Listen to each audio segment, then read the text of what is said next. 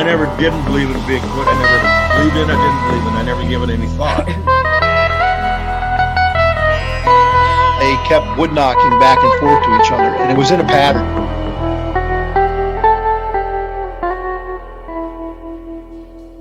Barn owls don't typically throw rocks. I come across these tracks. Sasquatch is still not on my mind.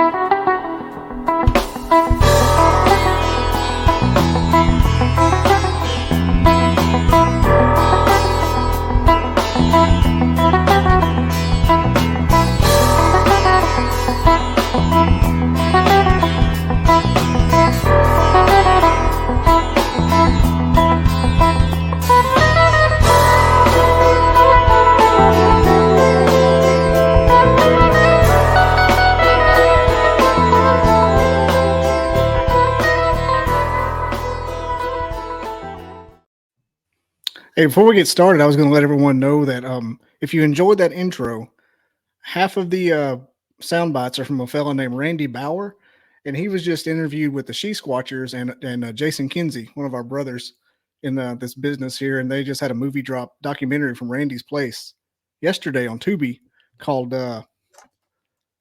Searching for Sasquatch 10, The Minnesota Roars. And if you don't have anything to do, there's an amazing documentary. I didn't put it in the description, but it's called Searching for Sasquatch 10, The Minnesota Roars on Tubi, and it's amazing. I've had Randy on this show 2 or 3 times. He's coming back in a month, and that dude is the real deal. He's like Roger, but, he doesn't lie all the time. It's like a real Roger. I call him Double R. He's a real... They can't ban me from my own show. I'm talking smack, baby.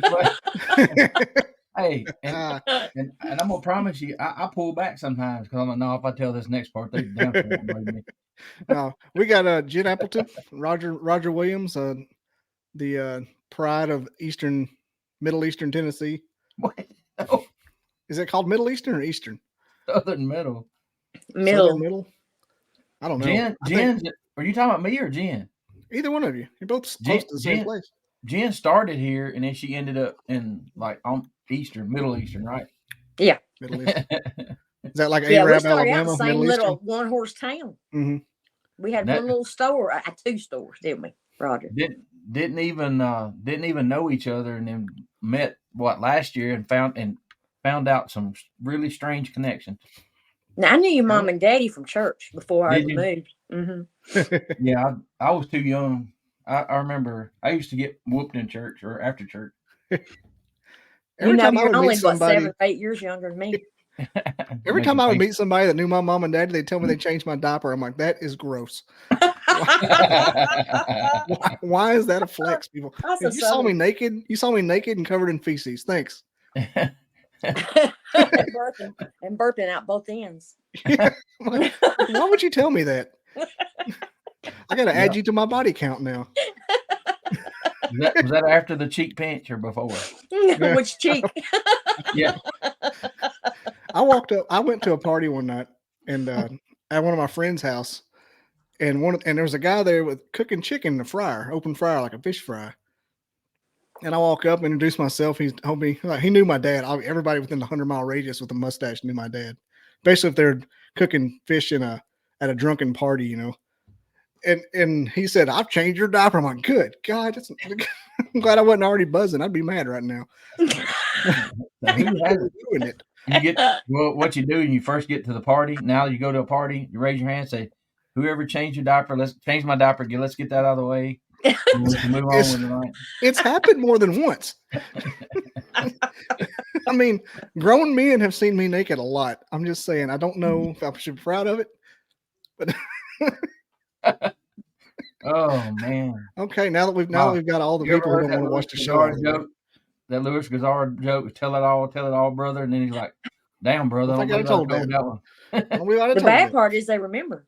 Yeah. That was Rodney Carrington too. I've been cussing, preacher. something to go. Oh, good Lord. Anyway, what are we talking about? Is this? We got Jen and her Sasquatch and elemental infested farm up there in DeKalb County, Tennessee. It started in Mooresville. More I saw so. my first Sasquatch when I was about 3 years old on the same moved with farm you? that Roger lived on. Yeah. Oh yeah, y'all in the same haunted house. Yeah. Lived in the same haunted house. I think I- that had a lot to do with the Sasquatch activity that was around that property. do you But know Jen? I heard Mr. Franklin that we yeah, both know. yeah. Tony Sanders called me and told me that Max had told them that he was in one of his homemade blinds. You know how he said something reached in and grabbed him and pulled him back and let Mm-hmm. go of him. Mm-hmm. And you know how mean he was. Yeah, he was not one to be fooled with, for sure. No, yeah, that creeped me out. I wished I'd have heard that from him himself. What was it? Sorry, I was laughing just really hard at these comments, and I wasn't going to go to the comments tonight. But good Lord, I dug my own grave. Did you say somebody got grabbed from behind? Oh yeah, Mr. the guy Franklin. the guy that owned the house, right? Yes, he owned it. And He his was sister now lived right listen, across the highway, Mary Frances. this guy was a former frogman in Vietnam. He was a metro cop in Nashville. He done Really? all kind of stuff. Something he made his own home, his own blinds out of sticks, right? Mhm. And before daylight, something reached in and way back in there on that ridge, Ooh. grabbed him and pulled him to the back of the blind and let him go. And then he came out with a knife and a gun, and nothing was there. So, Man, Yep. so it's like it made out of sticks. They just reached through it and pulled him through it. yep, Wow. yep. That Mm-hmm. that shocked me. I wish. See, that's the thing, and that's what happens. We can't talk about this stuff because people laugh. There's probably a wealth of information now that are 6 feet under that we can't Mhm. get the. And I We heard just can't a piece of touch, the yeah. story, and Max would have told me the whole thing, Mm-hmm. but I didn't know. I didn't know to ask him, and I wasn't going to talk about it. So, You know, that generation, like we're talking, like my papa and everything, if they're born like everybody I knew grew born in like the 40s and the 30s, and then like the zeros, whatever you call it, like the great grandparents. I think their vibration was lower. I think they were more susceptible to seeing stuff like that, well, or higher. It was higher. Vibration was higher. Or higher. Yeah. Well, there was a lot less distraction back then. There Mhm. wasn't the lights. There wasn't the engines from a lot of the vehicles. The But now- fluoride. and they were out in the woods. They were out in the fields. They were outside. Right, So, right. So I moved into that house when I was born in 66, and we moved out in 76. yeah, the Somewhere in year there. Elvis Same died. year you moved in. Yeah. Yep, the year Elvis died. That's Yeah. how we figured it out. Mhm. Because I said, I remember we lived there. We moved in the year Elvis died. I was watching the Gong Show. Yeah. And it Yeah. came across. Yep. Big Kong show. And then I saw another one at my grandmother's farm on Coyle Road, which is not far from that old house, walking right across her tobacco field. And it was a huge black one. And I was about maybe 5 at the time. And I kept screaming at my granny. I said, "There's a bear man. There's a bear man." And she come out. She said, "What are you talking about, baby?" And I pointed up toward her tobacco patch. And it was walking right across the fence that ran right in front of the tobacco patch. It was walking the full length. And it turned and looked at me when she opened the door, screen door, and it slammed. And she, of course, she picked me up and screamed, and locked me in the house with her, and called Daddy and said, come get Jen and bring your gun. There's a monster down here. You know, this one, he had to have been, well, it was a 4-foot cattle panel, and he was double the height. So he was 8.5, 9 feet tall, jet black. Yeah. And I was very young when I saw him. But I've seen him all of my life. So, but to me, I just called him the bear man.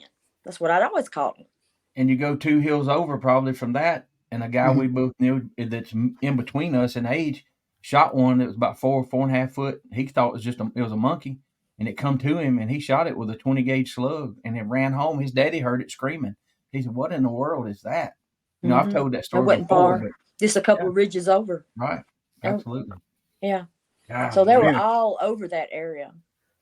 Imagine just absorbing a 20 gauge slug. Mm-mm. That's and did he find, well, probably a hearsay story, or did he find blood or anything when he said that? When that happened? He never went back up there. Just went back. He never went back. They lived there. They moved out of there and moved down the road. Was it Fitzpatrick Road, Jen? Yeah. Down there. They moved out of that house, and he never hunted there again. He never went back up there. And And I tell you somewhere else to watch too, Old Columbia Highway, right before it comes out and comes up there close to the electric company. Me and Edie Jones, she just got her driver's license. So she was 16. That would have put me at 15. And we were going to school. And we rounded that last real sharp curve. There was a house on the hill, and on the other side of the road, there was a barn, but it was way down below the road. You probably know what I'm talking. It came out of that yard, 2 steps across the road, and over that fence and down toward that barn. It went just like that. She almost wrecked her VW Volkswagen trying to stop to keep from hitting it. It was a cinnamon brown color. Pretty good size. I'd say about 7 or 8 feet tall. It was right in front of the car it went. What year was that about approximately? Well, I was 15. I'd been a freshman in high school, so that was probably been about 80. Okay. Because I graduated in 84. Cinnamon brown. Cinnamon brown. Yeah. That's imagine Bigfoot on VW Bug impact. Oh yeah, because the front of her car was just about level with its kneecaps. So, I mean, she literally turned the car sideways and spun it around to keep from hitting it. Man, and there's just no jumped reinforcement right out in front of us. There's no reinforcement in those things. There's the motors in the back. Right, it would have just been the trunk, so it just would have collapsed it. Jim, it was a big boy. I have a question, Jim. Why do you think there was so much activity and still some, now, but not as much as back then? But why do you think because we were so rural back then? Because it was so rural. Yeah, exactly. That's why I have so much activity here. This is a habituation site. They stay here year round because it's so rural. I'm 20 miles to the nearest town any way I go, whether it's Smithville or whether it's Carthage or Lebanon. I'm 20 miles from any town.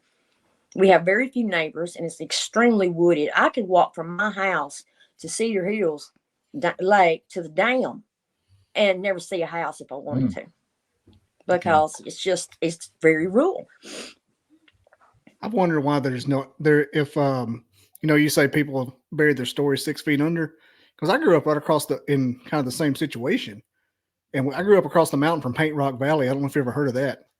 That's like the entire northeast corner of Alabama. And I've wondered why there's not any stories come out of there, or if there were, and it's just local, like keep it secret. Most of your people won't talk about it. Several years ago, I picked beans every year at my neighbor's. He lives a half a mile from me. Huge bean patch. And I knew they'd followed me up there. I'd gone on the 4-wheeler. And as soon as I stopped it, I heard running feet. And then I heard something like loud and heavy hit the ground. So I knew that they had followed me. His house was here. Garden was here. And then it was just open pastures and fields for miles behind that. So I knew they had followed me. The next day I went back up there to pick, and he was raising cane because something had eaten all his melons. Just completely demolished his melon patch. And I walk over there and I'm looking at a print that's an easy 20 inches long. Wow. And I said, well, look, that's what ate your melons. He said, no, coons ate my melons. I said, coons, hell, I've never seen a coon with a foot like that. Or that many melons that quick. Exactly, the whole patch. And he had a huge garden. Was it cantaloupes or like watermelons? It was cantaloupes and watermelons. Oh, yeah. I've heard they love cantaloupes. Mm-hmm. It was both of them. Wipe them out. Cantaloupes. I know it wasn't me. But their mentality was, well, if it's okay for Jen to do this, we can too. Every time I've planted a garden, they've rated me. They got all my cantaloupes this year. A couple of years before, they got every ear of corn that I had. But they're real particular about what they take. If they don't like it, they'll leave it alone. Do you gift them at your place? Yeah, I make cornbread. They like cornbread. Oh, I bet they do. Let me show the picture you got by the pond here. Yeah. We talk about that. Yeah, that's one of the better ones I've seen. Yeah, that one was taken. Oh my goodness, probably 8 or 9 years ago, and I took that one and I submitted it to the BFRO, and Adrian and Dennis came out, and they were over the pancake. I think it's called the Pancake Project in Kentucky. And they left me a lot of equipment and set up a lot of equipment because of this picture and the prints that they saw that were here and all the evidence that they could see while they were here. But I was sitting at the barn with my dad. We had just fed the horses some water. It was a habit for us to sit down on buckets right in front of the feed room and look out across the pastures while the horses ate. And then we would turn them out and then we'd go home. Well, we just sat down. And by this point, I already knew that we had a lot of these beans here. So I always had a camera in my pocket. I had a little Canon camera. And right as I sat down, I looked across the creek and saw him come up out of the creek, come through those cattails and just freeze. And then I noticed the deer, and I saw it watching the deer, and I eased my camera up and I took that one shot. Well, as soon as I took it, I don't know if he heard the click or what, but he turned and looked at me, and then he dove into that tall grass. And I guess he did the spider crawl because he just vanished. He never stood back up. He never got back in the creek. I'm not sure where he went, but I'm pretty sure he was hunting because there's a deer right there in the foreground. You can see it. Yeah. That was the deer. Okay. Yeah, definitely. That's a white-tailed deer right down there, close to that first tree. You can see the tail end of the deer. Since then, have you gotten any reference to how old that one might have been? That one right there was probably about 4 or 5 years old, according to his size. About like a kid, about like a human. Yeah, about 4 years old, I would say. They're a little bit bigger than we are when they're born, and they grow a whole lot faster. I say that they're grown by the time they're 10 or 11 years old. Okay. By the way, they grow in heights. Just watching them from watching them from here, this location, they grow. Did the deer have any reaction to it, or was it? It froze. It absolutely froze. The deer never moved, even after it dove down into the grass and it vanished. The deer stayed right there. Dad saw it too, and he said, "Well, it's time for us to go to the house, Sissy. He done had enough of that." Yeah. So was the deer looking looking at it? Yeah. The deer was turned with his head toward the beam. Okay. Toward the little Bigfoot. Sure was. It'd been wild if it had a way of making it not look at it. It was looking at it. So and it didn't move. That was the weird part. For some reason, it just froze. Man. But now I've heard of that happening before too. They must be supernatural because I would have sneezed my head off and gotten them cattails like that. One exactly that size. I went to go out one night, it's been about a couple of years ago. I kept hearing something running across my back deck. And it's right there at my den. So I got up and I opened the door and I stepped there on the deck right as it ran by me. It ran off the 2 steps to the ground and it froze and it turned at me. And it dropped that lower jaw and it started to scream like I have never heard. And it affected me so physically, I felt like I was going deaf. I grabbed my ears. I went down on my knees and I said, "Stop. I'm not going to hurt you, but you're hurting me. Stop." And it just kept screaming and kept screaming. And finally I saw a bigger female. She looked like she was full grown. She was a blonde color. She stepped her out from the end of my house and she said something to it in their samurai language. And it stopped. And it looked at her and it took off to her. But I noticed that morphing of their face when he was doing that scream. Mm-hmm. And then I just covered my ears and bowed my head and said, "Stop, please stop." Because it was excruciatingly painful. It was more painful than infrasound. Wow. So you saw the face change then? Yes, it morphed. It literally is some kind of energy. Mm-hmm. Just like Blueler. That's the creepiest thing about my Blueler story is the face morphing. Yeah, the face morphed. He said it's just a sack of meat. And the set of lungs this little kid had, he had me pinned down for a good 2 minutes. And he never drew in another breath. This was all one bellow, one breath. My ears were ringing for hours. Did you smell Did I hear somebody? Sorry. Somebody asked me to smell somebody. Sorry. No, I'm sorry. Somebody told me, I think it was Don. Maybe I got this right. That the BFRO people were run off. Yes, BFR people were run off and never been back. They scared them so bad. I think I told you that on your show. Maybe you did. Yeah, I couldn't remember where I heard that at. Yeah, they terrified them. How can the BFRO people be run off? They're supposed to be the experts. Like they see. Well, I'll tell you what happened. We were walking along Ridgeline, the one the investigators I had assigned to this property, and we were going to keep it quiet, hush hush. I didn't want anybody to know where I was, where they were. I didn't want any problems. You aggravate them, they aggravate me. That's my mentality. So we just keep it hush hush where I am. We walked along a full ridge line that's a quarter mile behind my house, came down the ridge, crossed over what we call an old slave wall. It's a boundary wall that they built during the Civil War, and they used slave labor to build them. It was a boundary wall between farms, property lines for farmers. We crossed over the wall. We were walking through grass that hadn't been bush hogged in 5 or 6 years, so it was way over my head, way over his head. He was 6'5", And he had picked up a stick along the way to help him move the grass and walk through it. I always walk with a stick. I stepped out of the tall grass first at the edge of a really small pond, and I started to make my way around the pond. And there was a right in front of me, about 25, 30 yards, was a straight line of cedar growth. And they were pretty good sized cedars, just grown all together. And right as he came out behind me, he had the stick up over his head as he was coming out of the tall grass. And just as soon as he cleared the grass behind me with that stick up, it broke loose. Something was behind the tallest cedar and started shaking that tree. And it was shaking and screaming at the top of its lungs, and it would not stop. And I turned around and said, "You've got to drop the stick." And he was froze. He couldn't move. And he was just looking at me. I said, "Put the stick down. He thinks you're going to hit me. You're going to hurt me. Put the stick down." And finally, after some coaxing, he dropped the stick. I said, "Now look down." And when he did, as soon as he did, it stopped. And they moved away. And by the time we got home, he had firmly convinced himself it was a helicopter that had done it. There were no helicopters anywhere within the vicinity. Nowhere. It was a male sass behind that tree thinking he was going to hit me with that stick. They're used to seeing me walk and crawl all over these hills all the time by myself. But usually I can always expect activity if I've got a strange male with me. Then that's when you're going to see one, you're going to hear one, they're going to throw a rock at you, they're going to snap trees. My poor husband can't even go hunting anymore. Because every time he goes into the woods to hunt, they start snapping the tops of the trees off, pushing entire trees over. They flank him on all sides and push him back to the house. So, yeah, he won't even go out in the woods anymore, period. You think you could work together and get some deer run towards you? They take his deer. The few times he has downed deer before he could get to them, the deer had just totally vanished.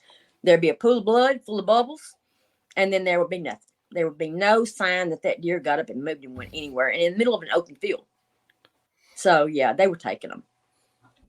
Are you able to describe what they look like in the face? Misty was asking here. Oh, yeah. I was charged by one. It was a female. She just had a baby. And a couple of weeks before, I had found a strange structure. It was up around my dad's pond area, close to his deer stand. Mm-hmm. And it was built kind of like an igloo. It was round shaped. It had a larger opening on one end and a very tiny opening on the other. Nosy me, I had gotten in it and looked around and noticed that all the leaves and debris, grass, everything had been removed down to dirt. I mean, just smooth dirt. Mm-hmm. And then you looked out the smaller hole at the other end of it, and there was a little area about a foot wide, about a foot long, and about a foot deep, just a hole dug there. And when I saw that, my mind went, "Oh, crap, this is a birthing hut." So I backed myself back out of it. Ooh. My mind instantly thought, that's to bury afterbirth. So I got out of there. Week goes by, the weather's going to change. It's going to go from really sunny and warm to really cold and snow. So I tell Bobby to go get me a bag of corn, and crushed corn, and a bag of sweet feed from the co-op, and we'll take it back there. We had a deer feeder not far, maybe 50 yards at the most, down a hill from that birthing hut. And Daddy had put it there for years, just a piece of black plastic pipe that he had attached to a tree. And I pull up on my four-wheeler. I put the bag of corn on my shoulder, go over 2 strands of barbed wire fence. I'm headed straight to the deer feeder. And then I hear the ungodliest roar and scream that I have ever heard. I hear pounding feet. And I just dropped the feed and just closed my eyes. And I thought, I'm dead. And I just froze there with my eyes closed. It continued on to me, coming from the backside of that birthing hut, pushing over trees, stomping, roaring. And I just knew I was dead. And then I felt a rush of wind. And then I opened my eyes and looked, and we were about 2 foot apart at the most. She had thrown herself to the ground on her butt and dug her hands and feet in the ground to keep from running over top of me once she recognized it was me standing there. And she was still a head taller than me. And I mean, literally, we're this far apart. I could smell her. I could see everything about her. I could see that she had just had a baby, where she dug her feet in and her knees had come up and spread, and you could see the blood. I could see that she hadn't come into milk yet. Her breasts were hanging and empty. I could see that probably due to heat, they shed. because she had lost most of her hair all the way around the top of her head, but she still had long, stringy hair coming off her head, about this area here down. She had lost a lot of the hair on the back side of her arms, on the inside of her arms, but she still had a lot of hair on her legs. She was her skin was darker than her hair, and she was a coppery color, but her skin was a lot darker, and it looked like leather. It looked like thick, soft leather. Her eyes were really big around and far apart, and she had just slight whites on either side of her pupils. Her pupils were very dark. She had a prominent brow. She had a round head. She didn't have the conical head. Mm-hmm. She had a thin upper lip, but her jaws protruded out and were exaggerated. Her nose was wide and flat. She didn't have a lot of hair on her stomach, her abdomen, or her chest area, but she had quite a bit still on her back. The smell was more like you've been in the shower, you've been in the woods for a day or two and you need a shower, versus smelling like skunk or garbage or something dead. That's what I took in from that experience. Do you know what every time someone brings up the smell, I often wonder if it's what a squirrel smells like. Because you know when you shoot a squirrel and you cut its tail off and you have it like in your room, this is like maybe it's something only country kids deal with, but like they have a certain smell. I wonder if that's what they smell like, but it's more extreme. Well, you'd have to be something you'd know what it smelled like and understand. Right. It's just what I think about.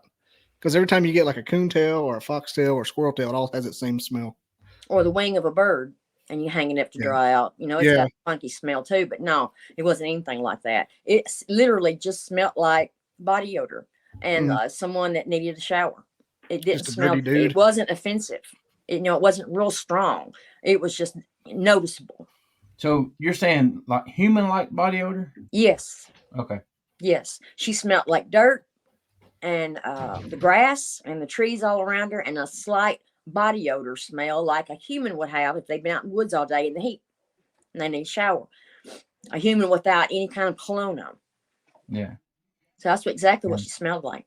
And she looked at me and I looked at her and I said, I am so sorry. I did not mean to disturb you. I did not mean to upset you. I was bringing you food. And when I said that, she looked at the bag on the ground. That told me right there, she definitely understood what I was saying. I said, this is for you. It's not for the horses. It's going to be cold and snow in just a few days. And in my mind, I was seeing it snow and turn cold. I said, but this food is for you. And again, she looked at the food and looked at me. And I turned to walk away from her. I turned to my left. My four-wheeler was directly behind me. And as I'm making that turn, and I take a few steps out of my corner of my eye, there's 3 big males standing there, not 5-10 foot from me. I didn't even hear them come up. I was so engrossed in letting her know I wasn't there to harm her, and still probably going into shock over what had just happened. Mm-hmm. I didn't even hear those 3 come up, but I did hear the trees all around me erupt. And it sounded like you were in a zoo and a bird sanctuary. And all of the birds are screaming at the top of their lungs at the same time. It's exactly what the tree sounded like. But it wasn't birds. It was their young, apparently. And then I turned and I went back to the fence. And I pulled my pliers out and I cut those 2 wires I had climbed over. I got on my four-wheeler and I went back to the house. And later that night, me and my husband went back and we fixed the fence. But from then on, I got the hint to stay the hell out of that area because I'd already run across a nest in a tree shaped like a football the summer before. And when I walked under it and looked up, there was a hole right in the center of it. And a little black arm and a little black hand came out. And it was just moving its little hand, almost like it was waving. And there was a tiny infant, like newborn size, up in that nest in that tree, about 10 feet off the ground. So I quickly realized, okay, maybe as friends, I know I'm friends with them. I know they're not going to hurt me or she'd have killed me. So I'll just stay out of this one area because this is theirs, definitely. And I haven't been back in there much. What did the nose look like? I think the nose was, the nose looked very human, except wider than ours. It had these on the side. It had a little bit of wrinkling on it. It was really good size. It was almost flat looking. But now, like I said, she had a round head. She didn't have a conical head. Her eyes were really, all of the artwork that AI artwork you see of these beings Yeah. doesn't cut it. Their eyes are much, much, much larger. They're AI. The people only really thing don't AI understand does is how make a they big are. gorilla. Yeah. It's not a gorilla. I That's the only promise thing you, it it's does. not a It just gorilla. puts. It just makes a tall gorilla. It's the only thing AI will do. Some of the Are things you? I've Are seen you? these things do, they're not gorillas, but some of the things I have seen them do are very ape-like, like Mhm. using tools. I heard a noise one night and went into my sewing room and just peeped out the window. At the time, you could see our firewood pile, and with some older logs in there in the bottom. And one of the big females had pulled one of those logs out and peeled all the old bark off of it. She had a really pretty good sized switch, and she licked it. And she kept sticking it in that log and bringing it back to her mouth and licking it. And she did this for an hour. I just sat there just amazed watching her. But she was getting the termite eggs and the termite larvae out of that old log. And she was licking them off with that stick.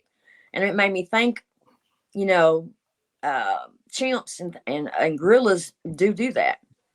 Oh yeah, that's one of their But these things. beings are not in any way monkeys. They're not gorillas. They're not gigantopithecus. They're too smart. They're entirely too smart. You said that female was taller than you, even sitting on the ground. Yeah, Like and I'm 5 foot how tall. wide was she? Like, She was shorter. really narrow in comparison. Back then, I was 50 pounds lighter than I am now. But I would say across her shoulders was only about 3.5 feet, maybe 4 feet at the most. She looked like she'd lost a lot of weight. It'd been an extremely hot and dry summer, and she had been pregnant, and it looked like she was showing it. She didn't look like she was in really good health. Yeah, she might have been wasting away a little bit. Mm-hmm. But being pregnant takes out of you. And she looked like she had some age on her too. And I get that from the breasts. Her breasts were completely empty, and they hung way down her chest toward her stomach, and Like just the Patterson completely Gimlin empty. ones? No, hers were empty. Now Patty's had milk in them. Oh yeah, they were. They were firm, and they looked like they had milk in them. This female hadn't developed any milk yet.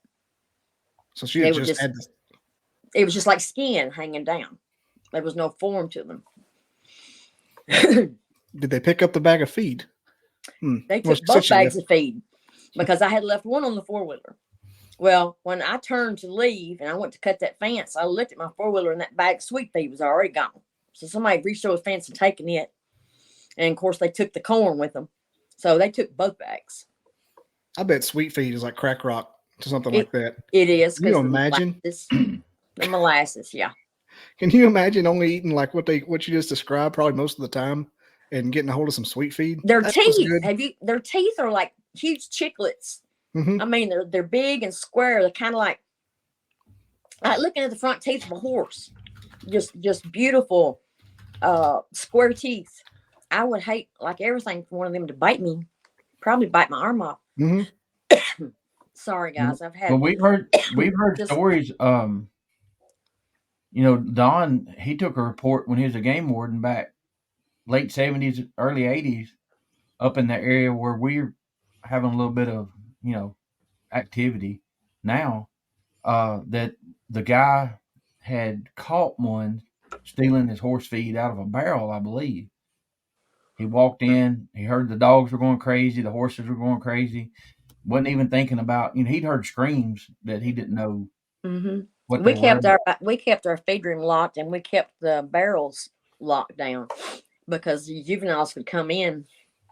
They could come into the barn through the rafters and go down in there and get into the feed. Dang. You know, I imagine they could tear some up too. Like, oh yeah, yeah. I bet it's like my kids finding the Captain Crunch. I bet it's just won't stop. One night, yeah, Daddy sent me up in the loft because my Gildan had broke his feed bucket. And when we had some spares up in the loft, I already had one bucket of feed in my arms, so I just put it on my arm and climbed up into the loft. And as soon as I stepped into the middle of the loft and turned around, I just froze because I'm not just a few feet from me the wall was completely open, and you could see off into where we stored our hay. And there was a huge black female, and I'm talking huge. She had moved enough of that hay and thrown it forward that she had a nest in there for her and her little ones. And she stood a good head and neck and part of her chest up above the floor. And she was standing there looking at me. And I just eased that bucket off my arm. And I said, here you go, baby. I just bring you something to eat. And I set it down and took my little butt right back down those steps. And Daddy said, where's the bucket? I said, they both up there. Let's go outside. I'll tell you why. So I took Daddy outside the barn and explained to him what had just happened. He said, you got to feed him tonight, Sissy. I'm going to the house. And he wanted no part of them. But she was ginormous. She was every bit of 5.5 or 6 foot across her shoulders. And she was barrel shaped. She was big black. She even reminded me of Patty. She was built just like Patty, except she was jet black. Even her skin was jet black. Her eyes were real deep, dark brown. Mm-hmm. And I could hear movement all around her of little ones. And I just plainly said, here you go. I was bringing you something to eat. And she took the bucket. So. That's what I've always, since, I was 14 and saw one, I've always thought about these things would have to be constantly eating. They do eat a lot. They eat snakes, they eat birds, they eat wild fruit, wild persimmons. We've got pawpaw trees here, persimmon trees, every kind of nut tree that you can think of. I'm surrounded everywhere I go by water. There's a creek that runs right in front of my house. It crosses over a bridge at my driveway, and then it goes the full length to the other side of the road. It joins the river, which feeds right into the dam. So there's an abundance of food here all the time. It's nothing for me to walk outside and see 9 or 10 deer out front with my horse because they don't be in the woods. So we got deer, turkey, places, man, coyote, every kind of fish and fowl that you can think of. We've got it here. We've got raccoons. I've seen armadillos here. I've seen badger here. So really, I've seen foxes here, squirrels, rabbits, you name it. They've got it to eat. They're not picky eaters. If it's nutrition for them, they grab it and eat it. I found several spots where they get up under cedar trees and pluck the birds and eat the birds and leave the feathers. I've had them go into my hen coop and sit down and pluck a chicken, eat the entire chicken, leave behind their handprints and footprints, walk out of the hen coop and lock the door back. It takes a opposable thumb to lock that door back. Pluck the entire chicken. I bet they think chickens are nice too. Oh yeah. I've had to tell them, don't eat my chickens. I use their eggs to make your cornbread. And I stopped for a while from eating my chickens. I keep thinking about something she said. I haven't seen a pawpaw tree since I was about 14. Yeah, you got to go deep in those. There's some on top of the ridge back here. There's a little cluster of about 8 or 9 of them. There's some tulip populars back there too. But those pawpaw trees have been here a long time because they're really big. And then right across from that is the neighbor's pond where he has planted 3 different kinds of apple trees. And poor thing, he hadn't got any apples in years. That's what they say at the end of the Grand Ole Opry when it's time for the pawpaws to paw. Misty was asking about the clan size on your, not the bad clan, but the Bigfoot clan size on your property up there. I know you're too close to Pulaski, so I have to specify. And how big is the Bigfoot population in your area, do you think? I've got a really big one, but I've also got dogmen here too. And they showed up several years ago. The clan I've got here, you've got the alpha male. He's got 1, 2, 3, 4. He's got 4 or 5 full-grown sons. They have mates. The alpha male has 3 females of his own that I know of, maybe 4. And then I couldn't count all the small ones that they have, but they all stay right around this area within a 30-mile diameter along these ridges. This land down here reminds me of Mooresville. I feel like I'm at home when I'm here because it reminds me so much of home. And I think that's a lot of the reason they're here. Are you in like foothills or mountains, or is it the same type ridges that we have? It's really in the foothills. Okay. Yeah. Yeah, DeKalb. That's getting over there toward where the Smokies start to creep up on you. Mm-hmm. Start to smoke. Yeah. And it's funny because all the counties above us are the same as the one below me. We got DeKalb, Marshall, and Jackson, and up there we got DeKalb and Marshall.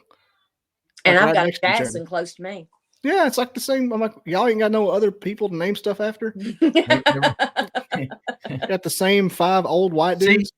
and people when they would come in asking for directions at our store, and they would ask for Fayetteville, and I'm like, which one? Fayetteville, Which one? Tennessee, Fayetteville, Arkansas, Fayetteville, North Carolina. I'm like, What about be more Lafitte? specific. Lafitte, yeah. Lafitte, yeah. Lafayette. Yeah. Vietnam. So what? Fayette- Misty wanted to know if Bigfoot coexists with dogmen. I think the answer is no, but Well, they don't. Well, they really. It depends. There's one big wolf-like being, which most people call dogman, that has been with my Bigfoot family for many, many years. But there's also a clan of dogmen that came in, and they're rough and tough. They're almost like rogues, and nothing can get along with them. Nothing. How big are they? I don't even want to even entertain that they exist, but just asking, how big I'm are all they? in. Well, I was leaving it to the house to take a bucket of cornbread up to the gifting tree, and I made it across our pasture through a cattle gap onto the neighbor's land. And I took about 5 steps, and I froze because every hair on my body stood up on my right side. And I looked to the right, and I thought, oh God, I am gonna die. There was a dogman right on the side of a small pond. And this pond is probably only 12 to 15 feet in diameter. It's a wet weather pond. He was on the other side of it, standing up against a tree with a fork in it.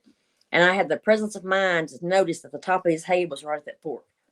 As I'm looking at this damn thing, and he's looking at me, and I can sense that he's wondering, do I attack or run? I mean, you just got the feel of that's exactly what was going on. And I said, I've got food in my hand right here. And I put it on the ground. I said, you can have it. And I started backing away from it. Didn't take my eyes off of it. Went back across that barbed wire gap. Got about midway of my field and turned and ran. I never been so afraid in my life.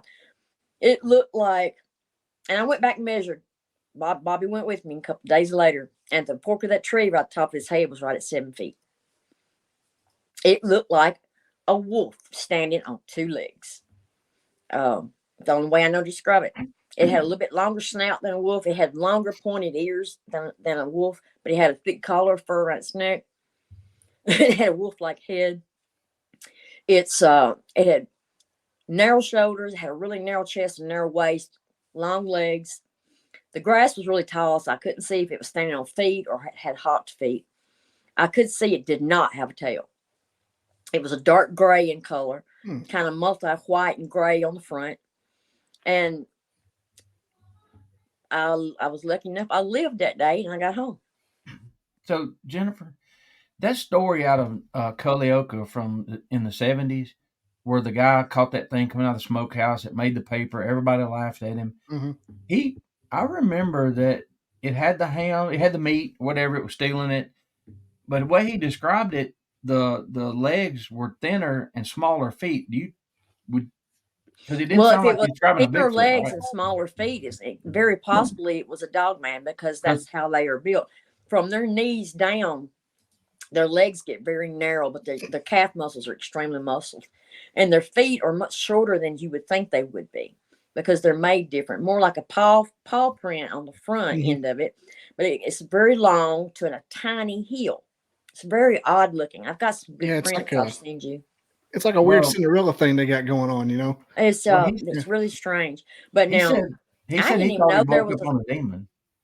A demon? He thought it was a demon? He said he described it. He thought he done walked up on a demon. Well, it's very possible it was a dog man. I've seen several here that have a flatter nose, a flatter snout, and a more Sasquatch looking mouth, except for the teeth. And they have the short pointed ears.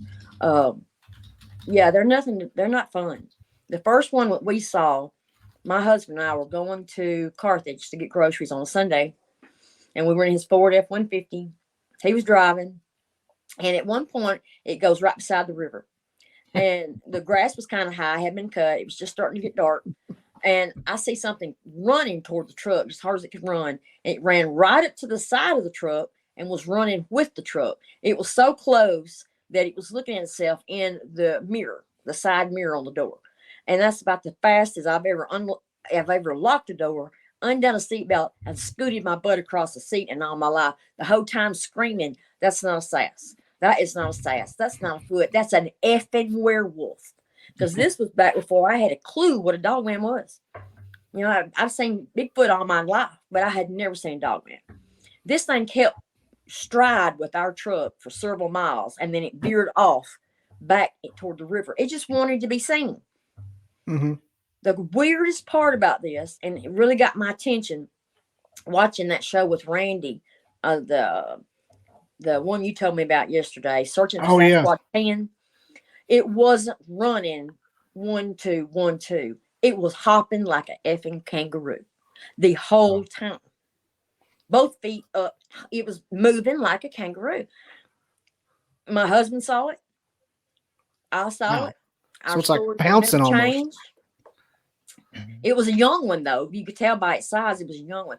It was looking at itself in the mirror on the side door. It was a Ford F-150. So what, 5.5 feet tall? Close. 5 feet tall, something like that. Y'all know Mark Green from Alabama. He's been on my show, Mike's show, everybody, and really good guy. He sent me some pictures, and he had taken a video, and some people had spotted some things, and I'm looking through a couple of them, and I'm like, I don't see Jen. You know, I'm not. I don't know. And I got to one, and I'm like, wait a minute. And you're talking about the flatter snout, and the shape of the face and everything. Yeah. I mean, my skin started crawling, and then I saw them down there in Alabama at Greg's.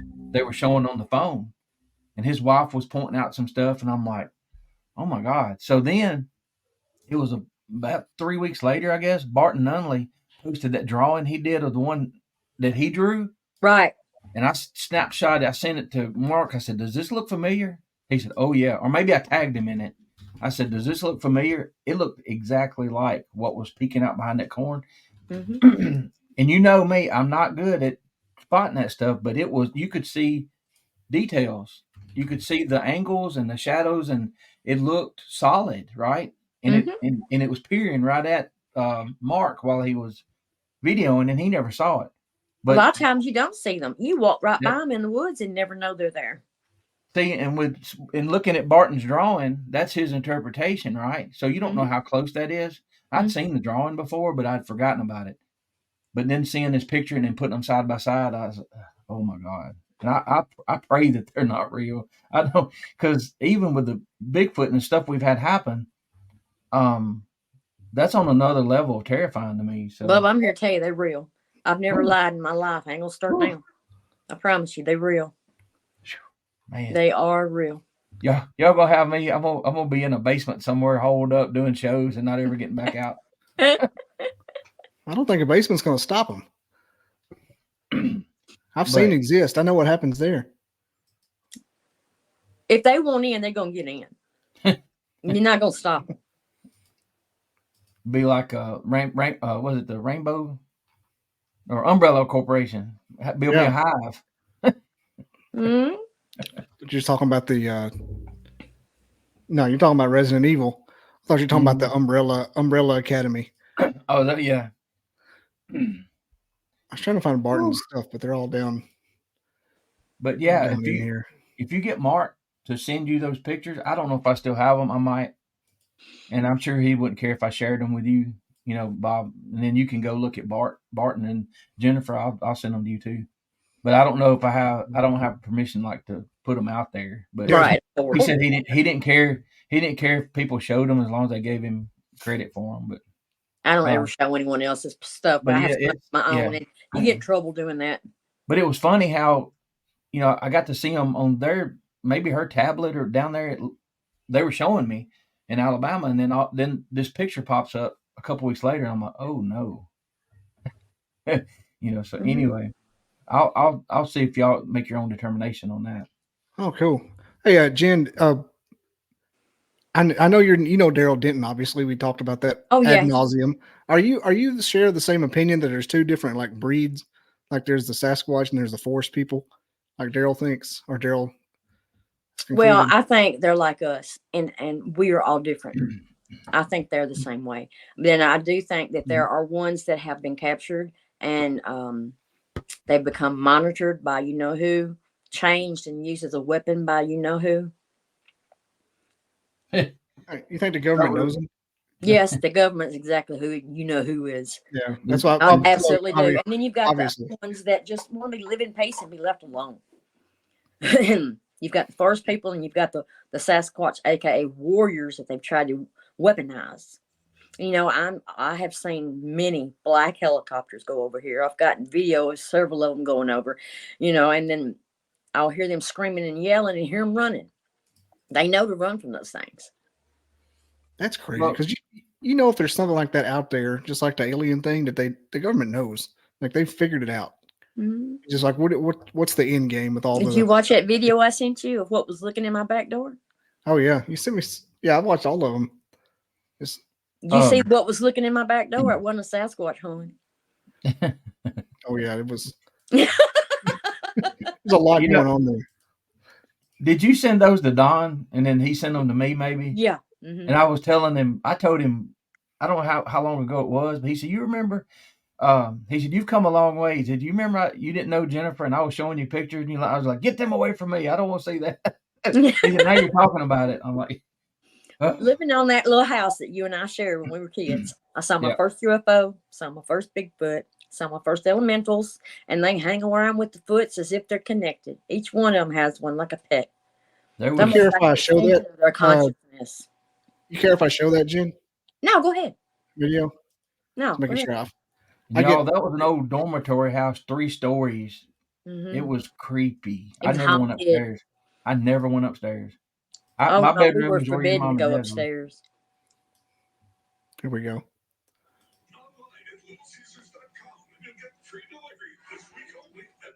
Upper right corner, you'll see its head. You'll see it's blinking its eyes, standing there looking in the door at me.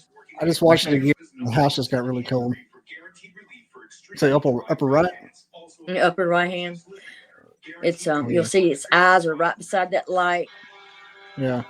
You see the That's a gray gray. on the glass. You see where it's breathing on the glass, right? And those grays go right along with those UFOs.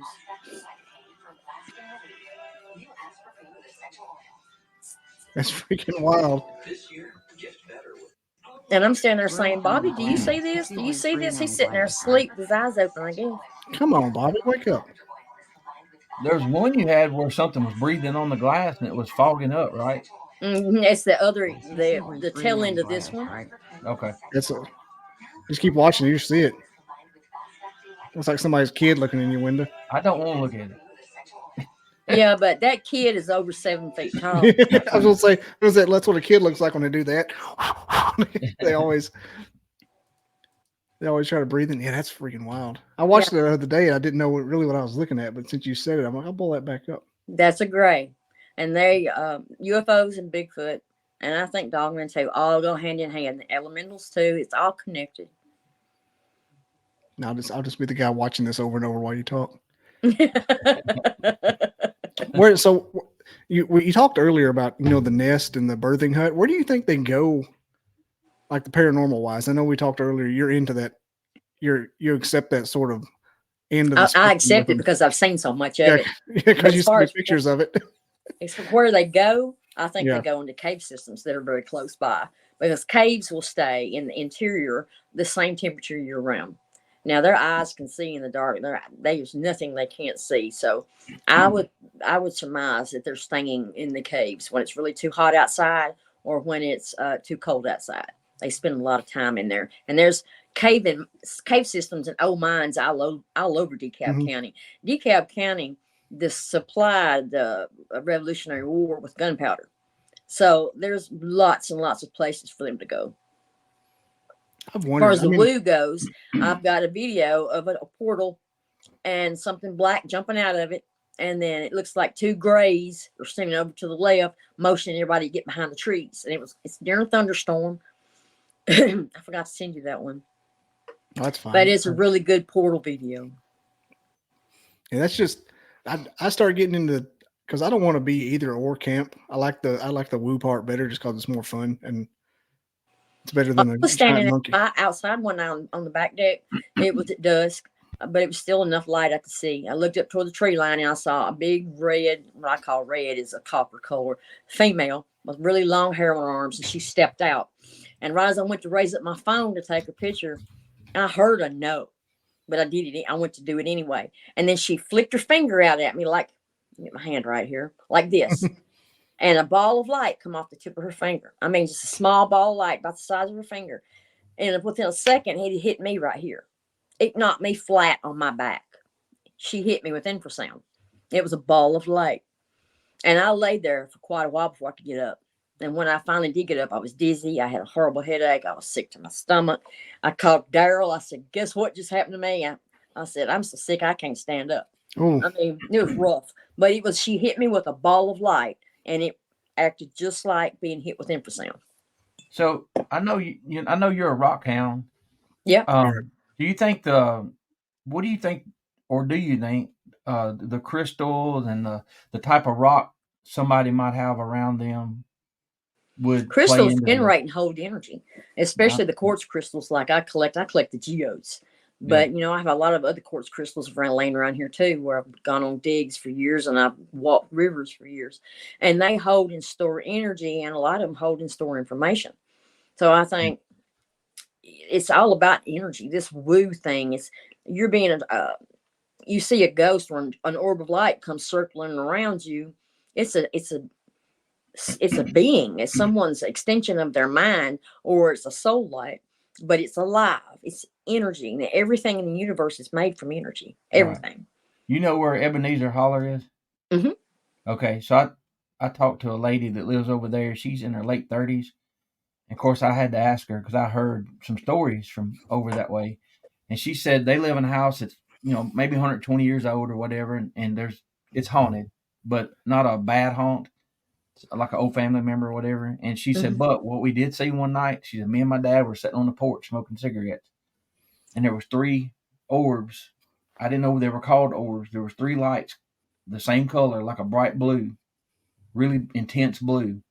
And she said they were circling each other and doing this number, and they were moving up and down this field and up into the woods and around. She said 40, 45 minutes or more.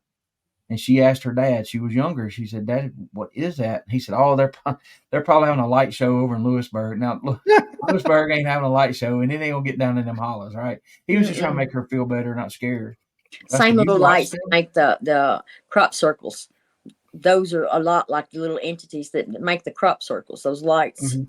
Some people call them fae, some call Ishi. They've got a lot of different little names. And no one knows for sure where they come from. I know that they're interdimensional. They travel through the portals just like the Foots do. The Foots can open up a portal and be one location, and within moments can be in the state they want it to be. You think they take portals to the caves? Most likely. Okay. There's not much I haven't seen that they cannot do, and it's unexplainable to us because we don't understand it. The way that they manipulate energy. Well, that story you told Don about your friend that had the excruciating pain in her ankle area. I told Don, so think about it. If they could focus some of these sound waves to a certain spot, and I had arthritis in a big toe, those crystals in there, if they could get those things shaking, I'd probably be on the ground immediately. Right? So that was just spitballing. He said, you know what? I didn't think about that. I'm just a dumb. I have stupid ideas all the time, but the ones that are really bad to hit you normally with the infrasound are the young ones, because it's an instantaneous self-defense mechanism that they have.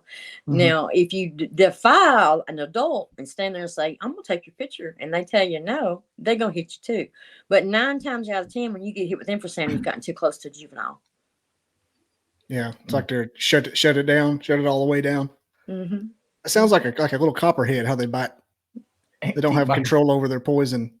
I know when Cherie of course, she's been around me all my life. She's my best friend. But to actually have seen one step out and look at her was the night that she got hurt. Her foot, AKA, got hurt.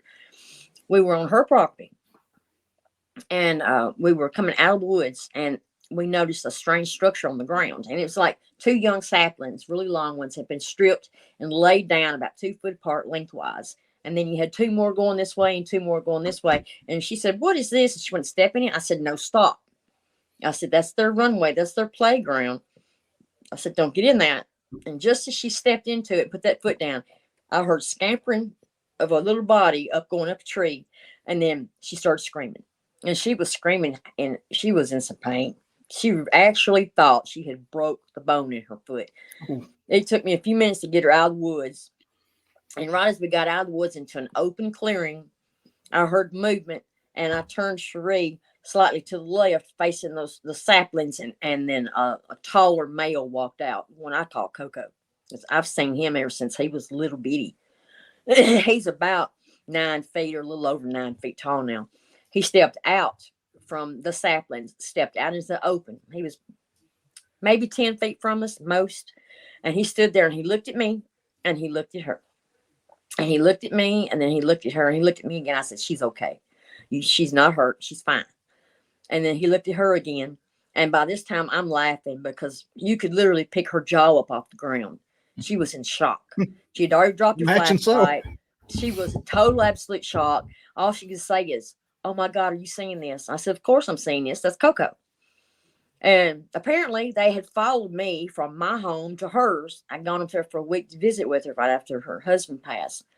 Apparently they followed. But I recognized him instantly because I'd seen him ever since he was just tiny, little bitty thing. But yeah, that's when her mind went, oh my God, they're real. And I'm like, I'm standing there going, no shit, Sherlock. I've been telling you this all my life. The paradigm shift. Right. I've never had it, but I'm ready for it. I don't know if I really am, but it's kind of like taking a test. You don't know how prepared you are for it till it happens. It's funny how everybody's different too with their experiences, because we've talked about how you perceive things. Just like Mac, when he shot that one, to this day, he told us that, he told you that.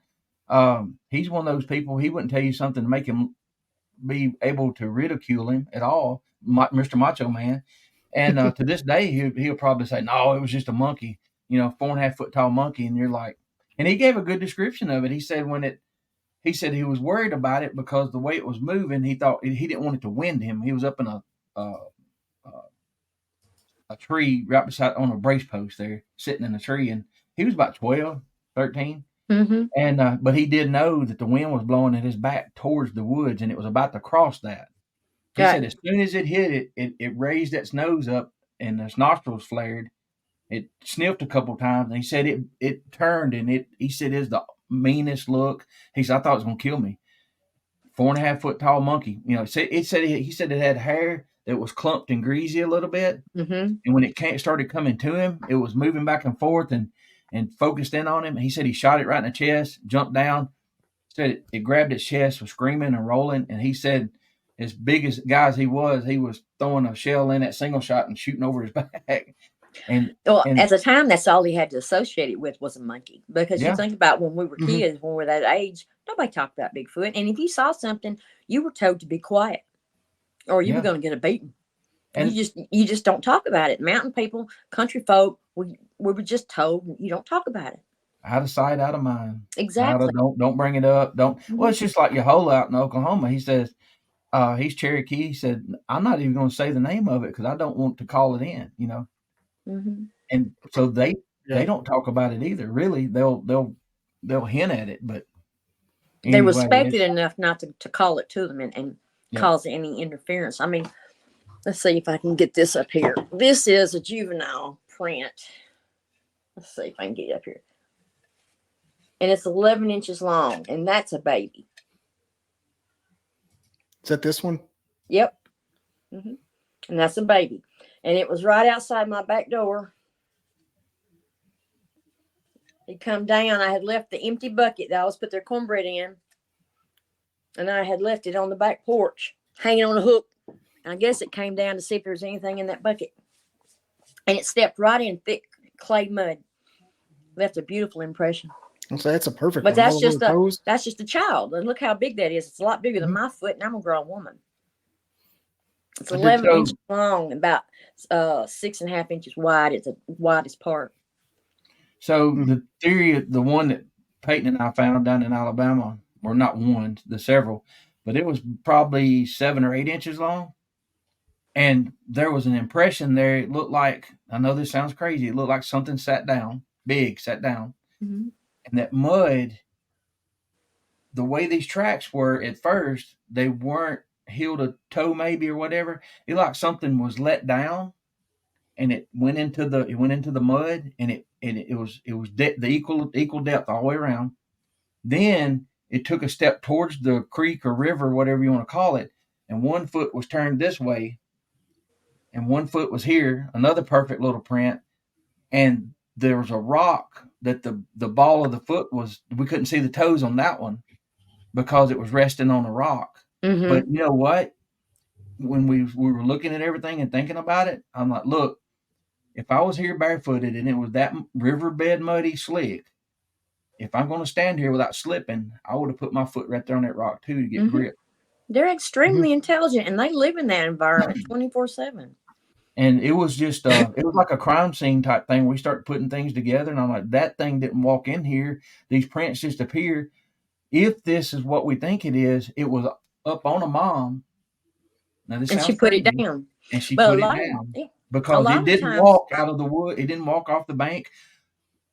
I don't know, y'all. It's just what the evidence was telling us, and we didn't have anything with us, you know. And we took pictures, and I got video, and there were definite toe prints, and where that big impression was, it looked like something kind of laid down, you know, on its side a little bit. Mm-hmm.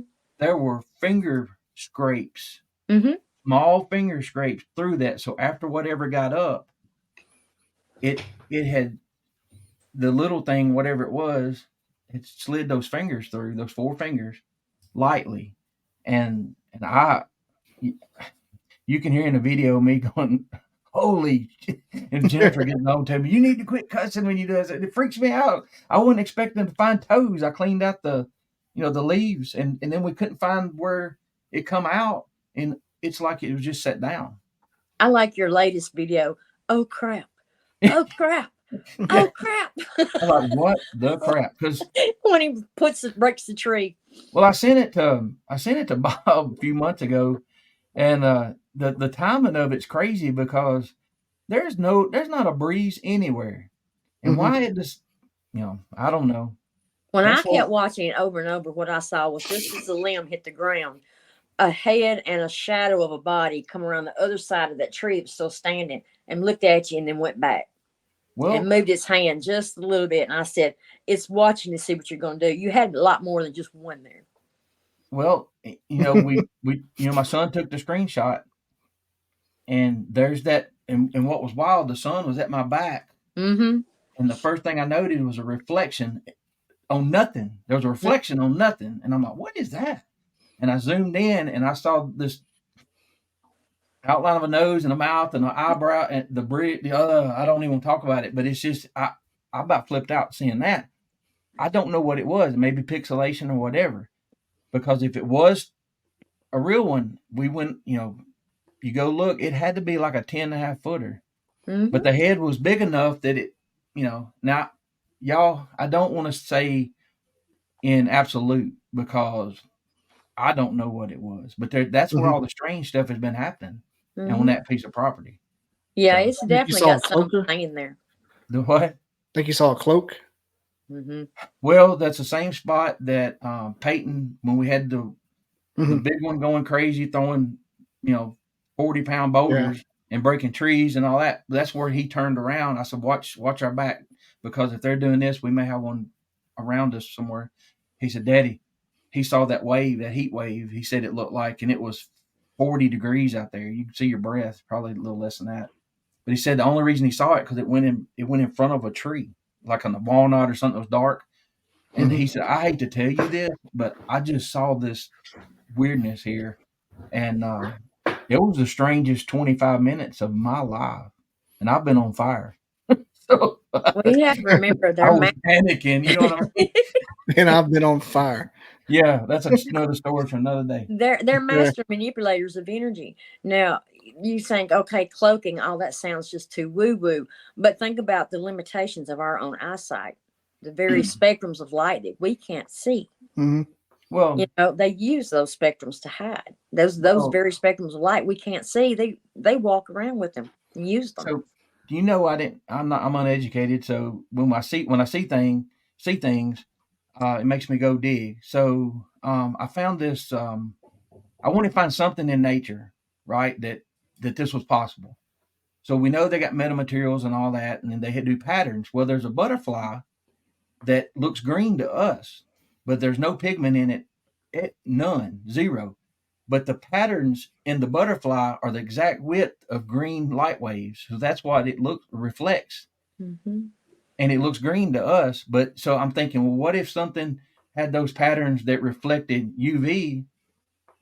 Then it would be invisible to us. Mm-hmm. Exactly. Just like the cloaking material that they're working with, the metamaterial. So anyway, exactly.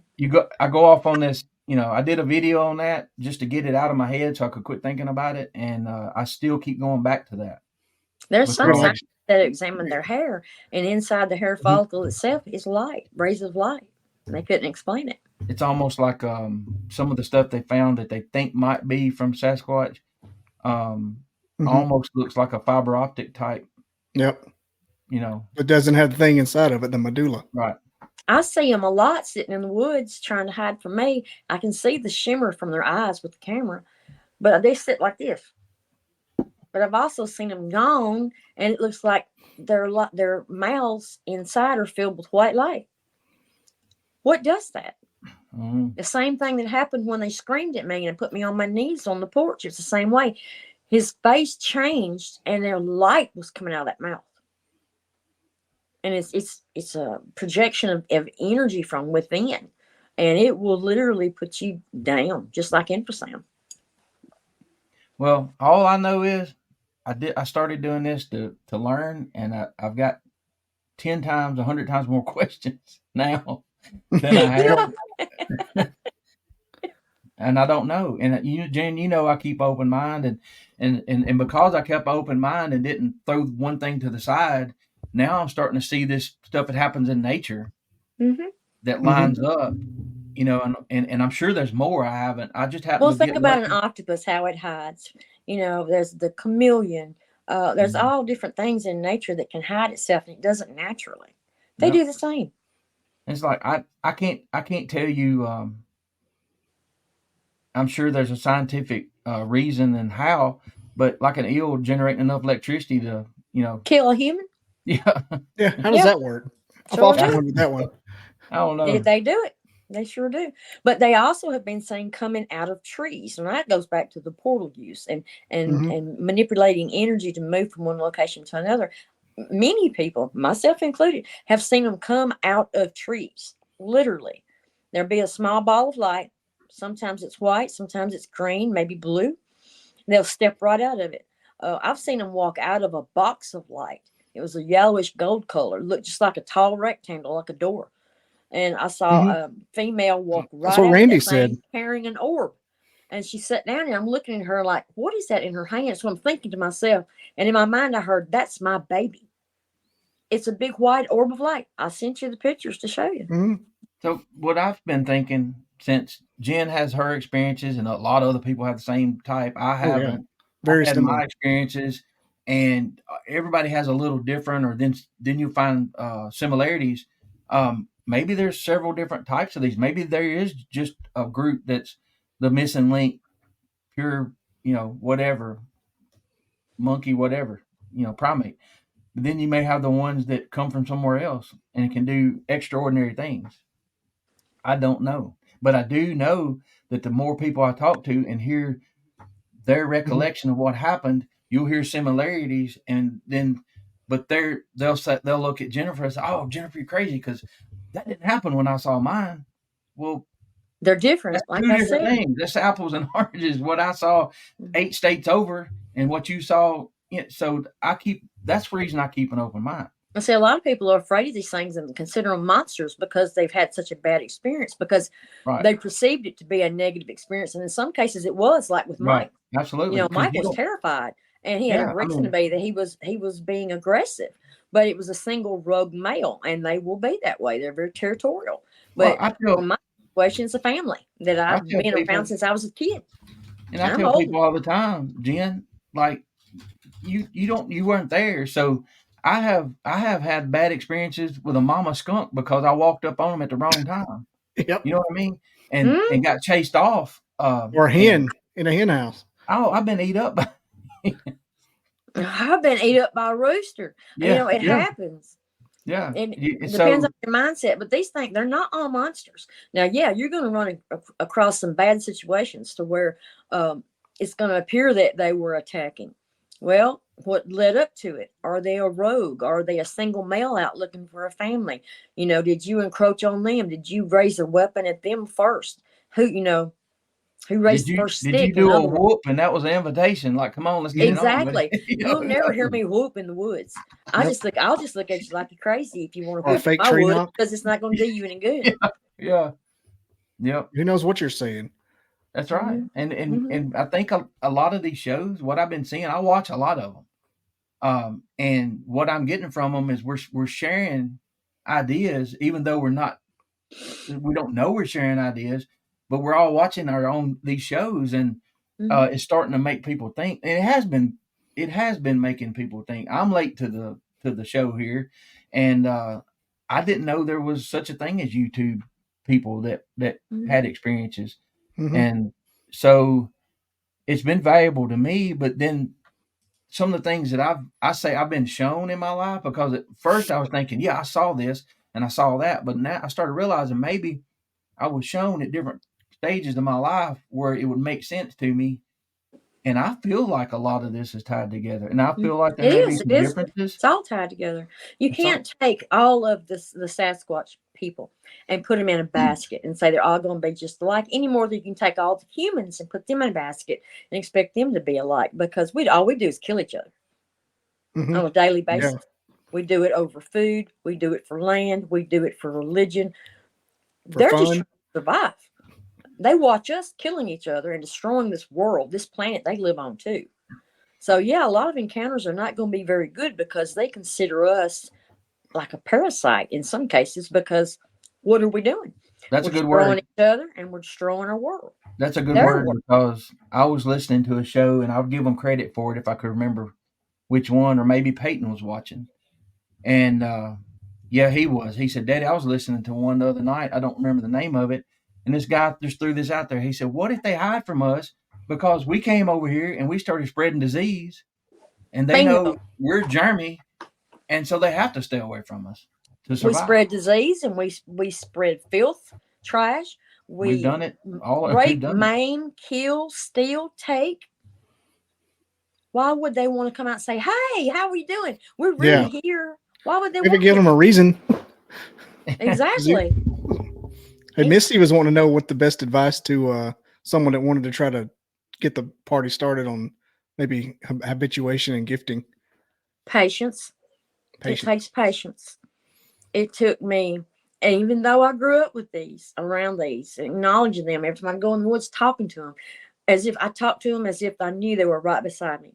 I would take them a gift of bread, cookies, cake, whatever I had, and I would say, this is a gift for you from me. I love you all. Enjoy. And it took patience and kindness and just in repetitive repetition. But finally, they just would come right out and stand and look at you. They would come down and play with the puppy dogs and run figure eights and chase the dog. And then they would shift and the dog would be chasing them in a figure eight, just playing. So it's kind of It just building takes trust. patience. Building trust. Yes, building trust and patience. And believe me, it takes time because they're very standoffish for a reason. They see us as very destructive. Oh, yeah. Any meditation you have to do beforehand, or you just kind of talk to them out loud as you're going? I just talk to them out loud. The whole time I'm out in the woods, whether I'm That's what Randy does plants, too. flowers, mushrooms, rocks, it doesn't matter. I'm talking to the wind all around me as if I have someone there with me. Well, y'all know That's when good. I got in that bad spot, we're in a bad spot, boys, and had my son out there, and I was scared, and I started talking to him, and I didn't know to do. I was like, Peyton, clear your mind. I didn't even tell him to. He set his rifle down, and I said, we're not here to hurt you. We're just curious, and we don't want to be hurt either. And I felt something, and then I asked Peyton. I said, what are you feeling right now? He said, the whole feel of the woods just changed when you said that. We had one more little tree break, little snap over there, and it's like something left us alone. I keep going away because I didn't see him, right? But that huff growl and that pissed off sound was like I knew we better be leaving. But then for some reason I decided to speak out loud, and it changed everything. I've heard them in my mind as well, but it's nothing for me to talk to the. If somebody was to walk up on me out in the woods, they think I was crazy because I'm talking to the woods. But just sitting there muttering I know to yourself. they're there. Yeah. And I know that they can speak our language. It's very guttural and it's very gruff, but they can do it.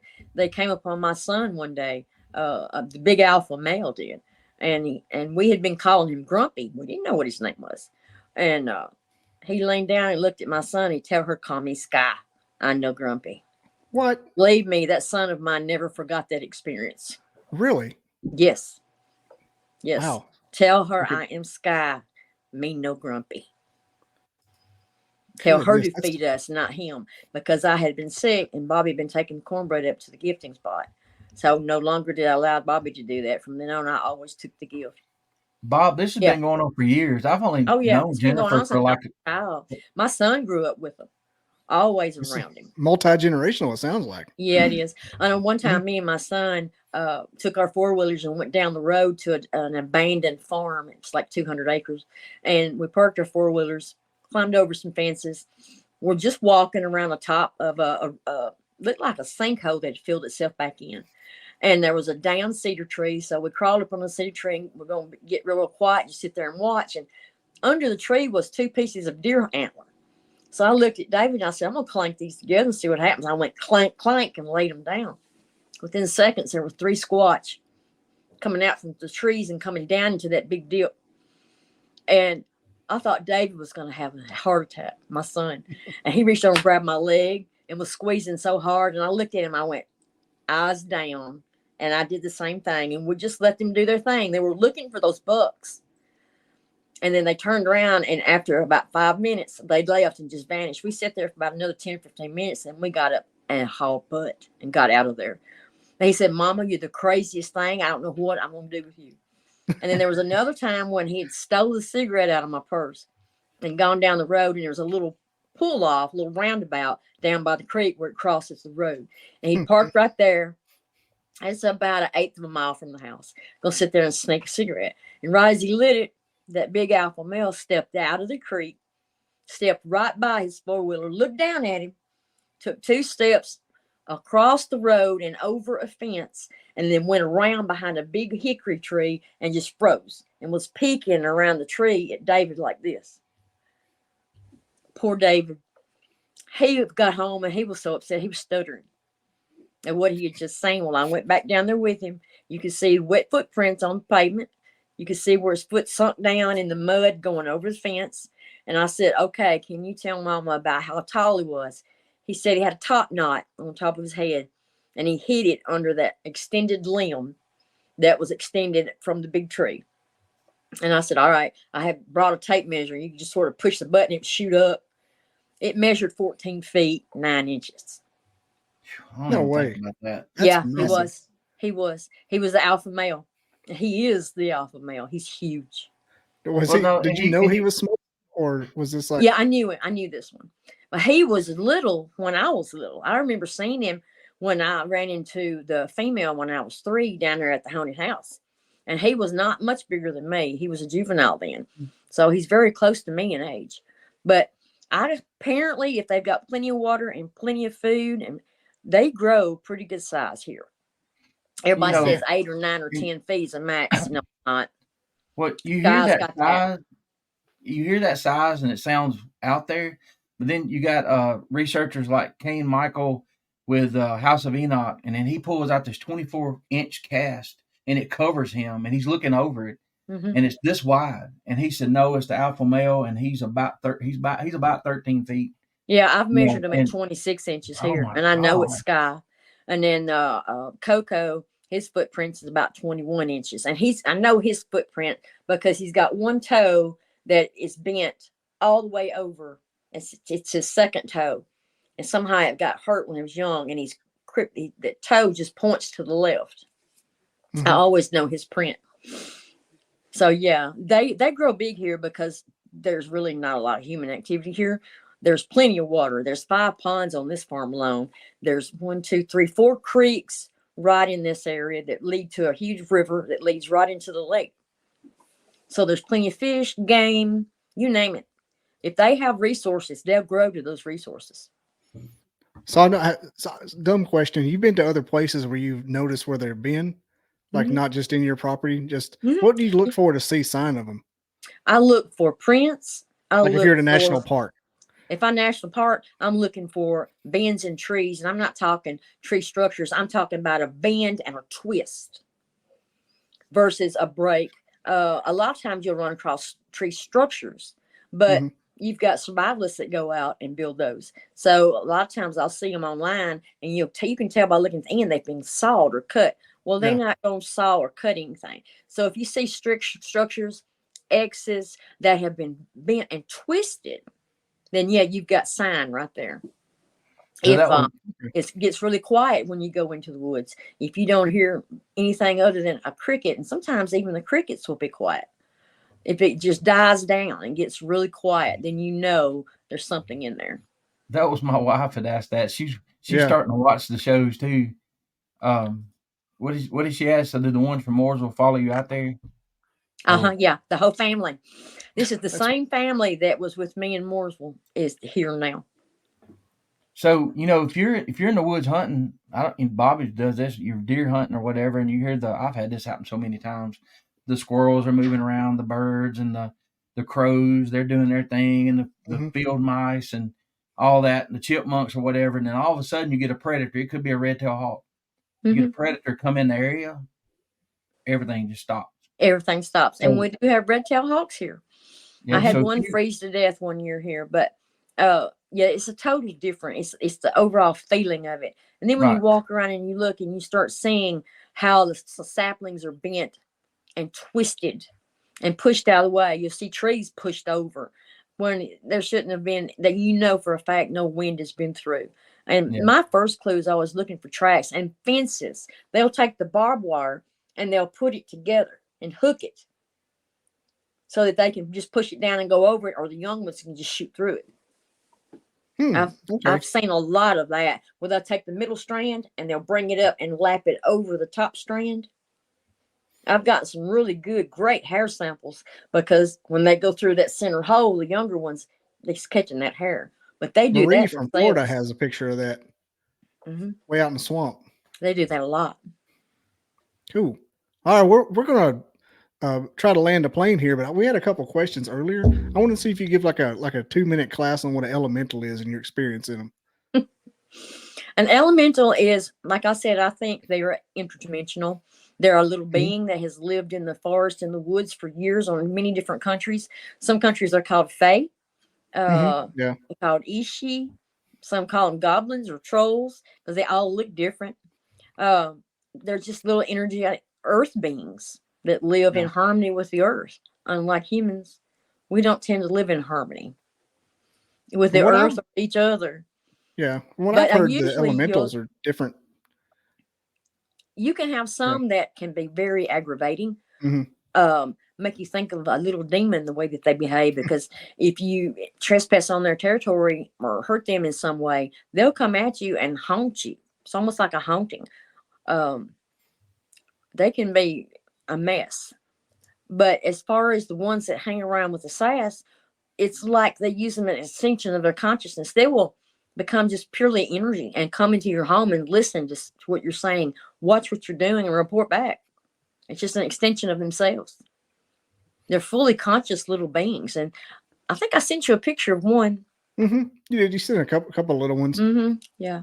But I think what attracted their interest to me was I used to build fairy houses and fairy furniture, and I was always outside building something. And I was always in the woods collecting deadfall, nuts, acorn caps, whatever, mushrooms to dry and store and shellac and polish and put on these fairy houses. So they got very, very interested. And that's when I really started noticing a lot of lights coming around.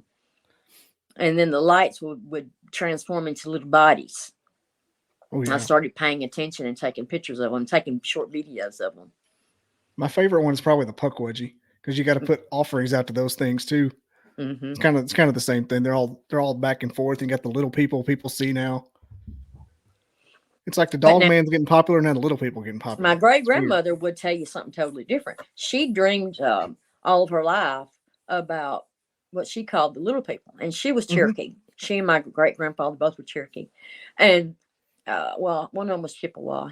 She was Cherokee, but she would dream about every other night about what she called the wee people or the little people. And when she was questioned by my grandmother for a description of them, what she was describing was the grays.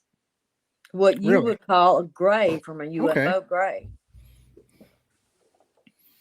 Which I find interesting. Very strange. She would dream about them? She would dream about them. They would come to her in her dreams and they would talk to her. But now I have seen some elementals that look like tiny little grays, but I mean, they're only a foot tall and very skinny, but they're just an energetic little being that lives in harmony with the earth. And who knows what? I think eventually technology will catch up, and that's when the world will have to end. But who knows what's really out there? Just probably flooded just all around us in different dimensions and whatnot. Exactly. Yeah. It's probably what karma and bad luck it's already caught up because everybody's getting so much photographic evidence of everything that's going on. It's when the powers that be decide to let it be known. That's the key. Yeah, I don't know why they're choosing to keep everything secret. I think the one of the worst thing to happen to this whole community we're, forcing ourselves into here is everybody having a phone, and they think that's the be all end all. That it doesn't exist. Everybody's got a phone. Well, that's if everybody had a Patterson-Gimlin camera, it'd be different. Yeah, our pictures on our phones don't come out that great, but at least we try. Yeah, I mean, iPhones are not made for what like the ones you see and the ones Robin's seeing. They're like the same. Like I know what you're sending me. Others, well, that's just a blob squad. Well, you're not getting anything clearer than that. It's not going to happen. It's not how it works. This is true. Because you'll get banned for like a day. And then when you get a really good photograph or a really good video, when you try to send it to your friends, then YouTube or Facebook decides to be the gods of all gods and alter your pixels and your pictures and your videos. When they get them, they don't have squat. I've got many that I have shared, and Daryl has come down to visit, and I say, "This is what I've shown you," and this. Well, I can see it now, plain as day. It gets altered. That's wild. When it gets sent in email or messenger or put on Facebook, they alter it so that you cannot see it clearly.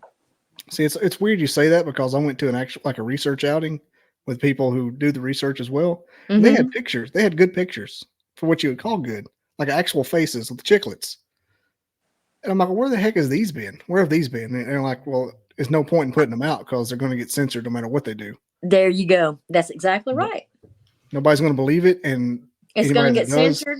And if it doesn't get censored, they've got the little trolls and all of the groups that sit back and just tear it to shreds. Laugh emoji. And that's what they're paid to do. To deny. The ones I saw, I was there for an hour and was like, if this is like would change the world if it got out. But they just can't do it. Nobody would believe it if they did. No, because they're just going to tear it all to pieces. Everybody in the Bigfoot groups are all saying, why don't you post the good stuff? Why don't you post the good stuff? Hell, the good stuff's out there. The Patterson-Gimlin film is out there. It's the best it's ever been. It's real. And how many believe it? Half and half. But it's the real deal. I've considered buying some of those cameras and like opening like a shop for people like you. Setting them and fixing them up and redoing them and rebuilding them because they can't manipulate them. 5 years ago, my neighbor who owns this ridgeline, this huge farm behind me where a lot of the action takes place, he put up 7 trail cams. He saw something he couldn't explain, and he put up trail cameras all over his farm. When he went back and got the cards out of those trail cameras, he went white as a sheet, and he never hunted that farm again. He grew up on this farm. He was my age. He had hunted all of his life, and he didn't wait for deer season to hunt. If he needed meat, he hunted. He never set foot on this farm again other than throw out some food for his cows. But he never would tell me what he saw. I said, well, was it big and hairy, or was it just really big? And he would just shake his head. Now, about a year after he stopped hunting. He suddenly passed away for no reason. So it was just a sudden death, died in his sleep. Completely, totally healthy man. Never been sick a day in his life. That kind of makes you wonder. Like it seems like he would have mentioned a Bigfoot. Like that's not something he wouldn't. But see, that's the way the country folk are here. It's just like my Yeah. neighbor who I picked beans with. It was a coon. I'm telling you, it was a coon, and I'm standing in the track with my boots on, my rubber boots, and I still got plenty of room on either end of that print. You know, I'm like, that's a coon. Yeah, right. Okay, that's their whole Coon attitude. Coon hands If like you don't this. talk about it, it'll go away. If I do talk about it, everybody think I'm crazy. I just wonder if like the guy you were talking about saw like something worse, like a dog man or an alien. Don't know. He saw something. He had seven cameras up, and it terrified him so bad. All he would tell my husband was, I will never hunt this farm again, and I will never be on this farm again after dark. Hey, Jen, did that lady contact you that used to live in Belfast? And No, Okay. So I gave her your information, but when they were young and lived in Belfast, Tennessee here, her dad, she said, was one of those tough guys, you know, and he saw something. There was tracks, you know, big tracks. And the neighbor kids was talking about the hairy man that lived out in the woods, and they heard the screams and all that. But they said he went out to feed one morning and came back, and he was white as a ghost. He just laid his head on the table, and his mom got breakfast ready, and he sat there and drinking his coffee, white as a ghost, and never would tell them what he saw. But he told them, do not go down to the fence. You stay in the front yard. And she said, but I think I know what he saw. Because I know my grandmother saw one, but the day she died, she called it a monster. To her, it was just a monster. That they did not want anyone to think they were crazy. They would not talk about it. Mm-hmm. And a lot of that still happens, folks. Still happens to this day. And when it comes out, however it comes out, whoever lets it be known that these things are real, eventually, I don't know when it's going to happen, but I've said it on other shows. There will be a flood of pictures and video come out that people are holding tight. I saw more evidence at the Gatlinburg thing. People, I would just walk up to them and say, "Hey, why are you here? You like that's my first one. I played dumb. This is my first one. Why are you here?" And oh, well, look what I found on my place, and look what I got. You know, and I was like, "Oh my God." You know, now you have to ask yourself, what's bringing them all out of the woodworks? And I'm talking about the Foots, right, and the dog men. Why so many sightings? It doesn't have to do anything with the fact that all of us have a phone camera. It has to do with why are they all so many sightings now and so many reports? Is it just because Facebook and YouTube has gotten everyone to open up and talk about it? I don't think so. Well, you know, why are the bells so thin that everyone now is seeing them everywhere? Seeing them in urban settings, city settings, country settings. You see them all over the world. And our mutual friend Don said something the other day. I was talking to him on the phone. He said, maybe we need to be, instead of trying to figure out what they are, trying to figure out what we can learn from them. Mm-hmm, exactly. So I don't know. That's another conversation. Exactly. Oh, yeah. It's just like mine have told me the very same thing that the one that Daryl Denton talked to, told him. When you ask them where they come from, they point up. Oh, yeah. I've heard that from several people. They point up. All right. This has been a lot of fun. I'm gonna have to wave the checkered flag before I go into like extra innings and stay up till like midnight. But we've got to, because this is freaking amazing. We got doing that again. Nope, I can't tonight. Woo. I appreciate you being on, Jen. This is not the last you'll hear. Very, very much. Not the last you'll hear from me. I needed it. This and Roger is. I'm gonna start paying him money. Roger's one of my good buddies. I'm thrilled to be on here with him. Well, she hadn't been on your show yet. No, it's the first time. Yeah. Oh, Jen, I told him 6 months ago. Robin has. Well, this is when we scheduled it. This is what the last time. He asked me, I think 2 months ago. I think it was around. Around November. He asked me. And time he just gets had away. to fit me in. Time gets away. It's crazy. Yeah. 6 months goes by quick in this podcast world. It's stupid. And I'm not very tech savvy, so he sent me this email for confirmation. I don't ever check my email because I'm devoted to checking my messenger and my text. I don't ever think about email. I just happened to find it last week. I'm like, uh-oh. I'm a professional. I actually do this kind of thing for a living for the government. And so I have like the same processes in place to make me seem more professional than I am. You get over here, I'm just a kid in my mom's basement, basically. That's all I am. I can do well to hook the speaker up to my TV, so hey. Well, I think you and my kin folks get along. It's been a great show. Computer was Windows 3.1 or something. Yeah. That's how long it's been. Oh, I'm not kidding. It was a Packard Bell Windows 3.1, my first computer. So we're talking about a long time ago, and I still haven't learned a thing. I think And mine was 5.1. The iPotato. Yeah, be out there filming with a flip phone. Mm-hmm. Mm-hmm. I never learned how to text until I got a iPhone. I love the text. There's no way I was going to do it with that keypad. No. The T9. Yep. All right. 10 cents a text. 10 cents a word. Everybody out there in the internet land, be sure and share this and let people know they've had a good episode. And it will be on iTunes and Spotify and all that fun stuff. What's it, Sunday? This is a Wednesday. On Wednesday morning at midnight, this will be on iTunes. So subscribe for that. This is Sunday. Mm-hmm. Yeah, it'll be Wednesday morning. It'll be on iTunes. Wednesday morning? Good deal. Yep. I release on Sunday mornings at midnight and Wednesday mornings at midnight. You got to teach me there's how to nothing. do that. There's nothing to listen to driving to church. Nothing. And so I release something for people to listen to. Nothing. You ever try to listen to radio? You ever try to find something on radio going to church? You can't. Yeah, Paul Harvey. You remember Paul Harvey? Yeah. Good day. I loved Paul Now he's Harvey. dead. They killed Paul Harvey. I loved it. All right, folks. We're going to wrap it up. And thanks, Jen, for being on. Thanks, Roger. This won't be the last time this crew is assembled. And peace out, everyone. See ya. See ya. I never didn't believe in Bigfoot. I never believed in it. I didn't believe in it. I never gave it any thought. They kept wood knocking back and forth to each other, and it was in a pattern.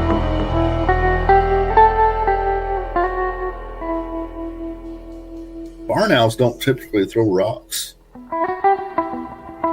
I come across these tracks. Sasquatch is still not on my mind.